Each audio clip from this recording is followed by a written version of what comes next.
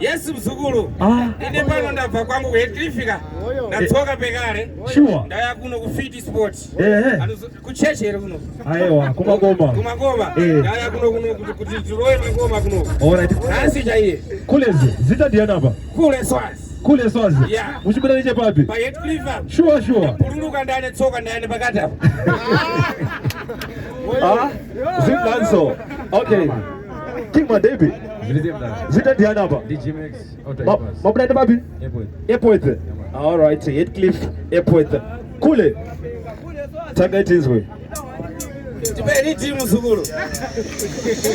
Ande na rujim. Yes. Ande timetesa zukuru. Ande Miss Highway. Ande tesa Miss Highway. Miss Highway. Pucha nenge kunonga. Kulugwa nenge kunonga. Unogona kufamba mutara.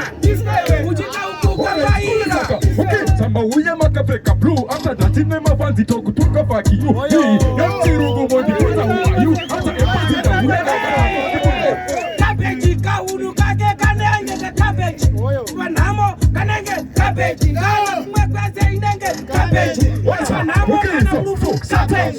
Kunge captain pretend. Kusata kunge mabai wa 207. Kusata hi kunge Michael Jackson. Toba taku oya ne Jackson. Ndomu cheka utakula kumwisa mbubuti kunge rapta. Ane munu wase akunge rapta. Ndokisa kuputi iwe kunge rapta. Ndokisa kuseri kwa stage kunge rapta. Ndomu chakunge kunge rapta. Aundi bati ndotiza kunge iwewe ka kunge rapta.